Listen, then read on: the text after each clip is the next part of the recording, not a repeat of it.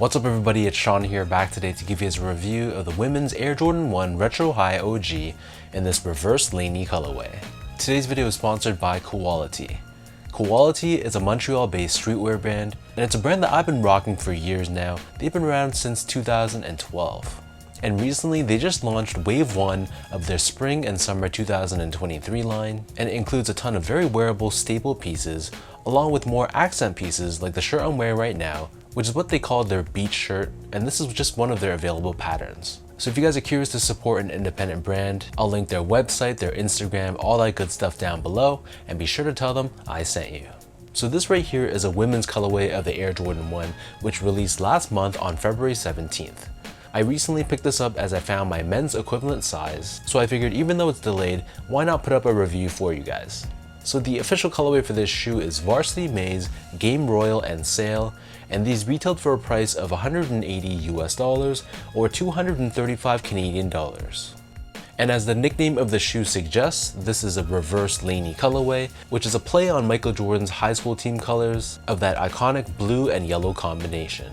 So diving into the details of this pair, on the toe box you can see this is covered in this yellow colored leather, and just like any other Air Jordan 1, we have these perforations found right across. Surrounding the front toe cap, we have this lightly tumbled blue colored leather, which feels very nice to the touch, and the same leather covers the eyelets of the shoe as well.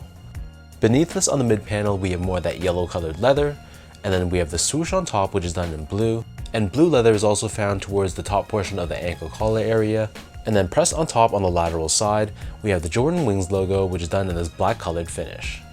At the very top of the shoe, this collar area, this is covered in more of that tumbled yellow colored leather, and then wrapping around the bottom of the heel, we have more of that blue colored leather once again. As far as the laces go, so these come with two different lace options.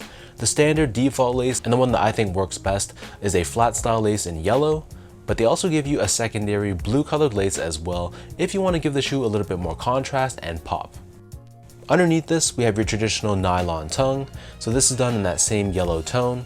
But at the very top of the tongue, I thought this was a bit random. The tag here has Nike Air branding, but this is done in a mix of black and red, which I thought looked a little bit out of place. Hanging off the shoe, it also comes with this hang tag, which is covered in the shiny blue finish on the top, and we have Nike Air branding done in red. And then as far as the insoles go, so these come with a polyurethane foam insole, but it's covered in a light blue colored material on top, and stamped on the heel we have Nike Air branding.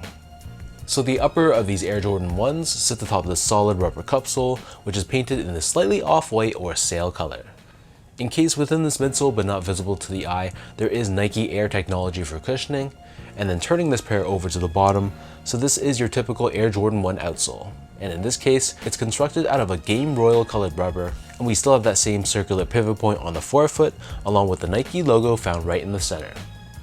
So that breaks down the look and the construction of this pair. And for those wondering about sizing, so again, this is technically a women's release, but they did offer these in extended sizing. So to get your men's equivalent, you would go up 1.5 sizes. So my foot measures as a true size 10, slightly on the wider side. So I got these in a women's 11.5, which when you convert it 1.5 sizes is a men's 10. And to me, these fit like any other Air Jordan 1, even if it's a men's release. So whatever size you normally wear for Jordan 1s, I'd stick with that same size and convert it 1.5 sizes to get the size that would fit you. Moving on to the comfort, so these feel like any other Air Jordan 1. I have to say though, the upper of the shoe feels very soft, so there's no real break-in time required. And from a step and comfort perspective, it feels like any other Jordan 1, meaning it's going to be pretty flat, very low to the ground, and there's not too much from a softness and step and comfort perspective. However, for just an everyday casual use shoe, the Jordan 1 is going to be perfectly fine. Finally, in terms of the overall quality and craftsmanship, so first off, material quality, I was very impressed with it. So the leathers used on the shoe, they actually felt like they were good quality cuts of leather. It had this nice softness to it, and as you run your fingers across it, you can see those natural leather grains, and there wasn't an overly synthetic coating on the top of it. So like I just mentioned, it feels very broken in and soft straight out of the box. And from a build and craftsmanship standpoint, honestly, I thought these Jordan 1s were pretty flawless. I thought the stitch job was immaculate, the panels were cut consistently, and I really had no issues whatsoever with this release.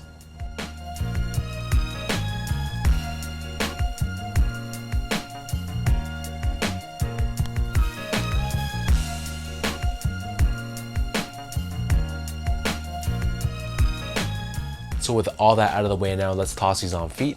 I'll lace them up and I'll show you guys how these look.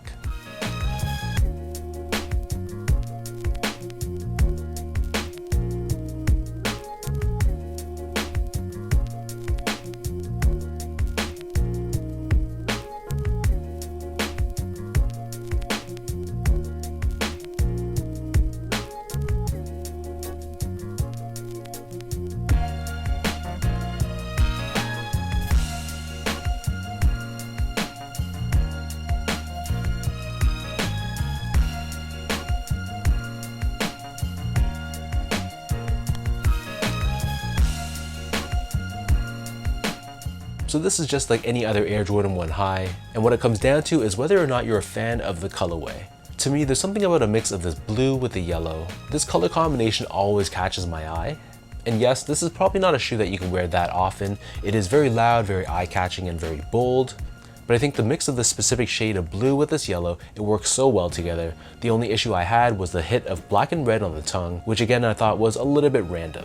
But like a lot of Jordan 1s these days, this pair is going for way under retail. So if you're able to grab these for a discounted price, then I wouldn't hesitate at all because the material quality was great and I don't think you guys will be disappointed whatsoever. So let me know in the comment section down below what you guys think about this reverse Laney Air Jordan 1. What are your overall thoughts on this colorway? Is this a pair that you picked up? Are you waiting for these to go potentially on sale? Or you're not really feeling this color combination and it's an easy pass for you? If you guys like this video, be sure to like, comment, and subscribe to my channel if you haven't yet. You can follow me on Instagram at esco8, follow my Twitter account at sean.go, and visit my website as well at seango.ca. So until next time, thank you everyone for watching. Hopefully you guys enjoy this review, and I'll catch you guys all in the next one.